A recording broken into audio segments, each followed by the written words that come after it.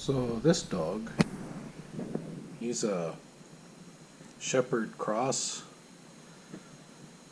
and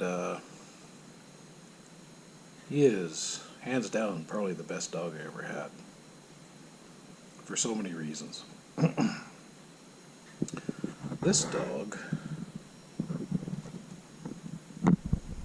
he's not a bad looking dog. He's a Canadian Husky Chocolate Lab cross. And the reason he came to existence was a fella who had a chocolate lab. His chocolate lab got in with a Canadian Husky sled dog, and that was the result. And what a mess. So here we have a custom vehicle I made, and it's a 75 Dodge D100 half-ton van.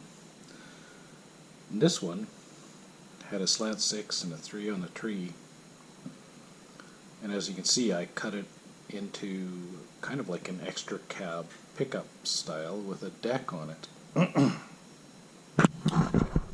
So what I used to do, here's my shepherd with my kid when my kid was a kid. Yeah, he's all grown up now, but the dog, that shepherd, I had him 14 years. That chocolate lab, I had him for, I'd say about almost 2 years. He was the worst behaved dog I ever had. Just a troublemaker. Energy like you wouldn't believe. And he actually helped me get that black bear right there. That's the biggest black bear I ever got. And that's an interesting story. So I used to take my dogs with me when I'd go in the bush, and I would have them right on the back deck, and I would slowly drive down the roads and see if I could locate a adult animal. And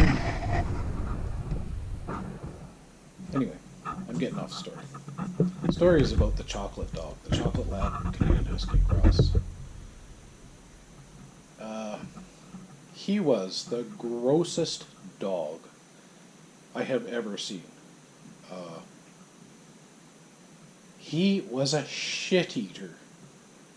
That's an understatement. He was the shit-eatingest dog I ever saw in my entire life.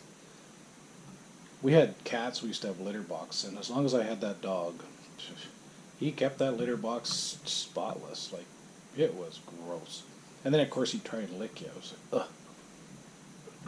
Well, that dog scared the shit out of me one day. I swear, it probably took years off my life. So I'm driving down this bush road. I got my very well-behaved, trained, and very intelligent long-haired shepherd, and this goofy, crossbreed mistake, psycho dog. And so I'm driving down this bush road, and it's spring bear season. I'm just cruising along slow, like, not even 10 miles an hour. And I get the 2-second warning from my insides telling me that if I don't do number 2 right now, I'm going to do it in my pants. So I get the vehicle stopped. I get out the door. I get my pants down just in time. And I am squirting a fountain of feces behind me when something cold touches my nutsack.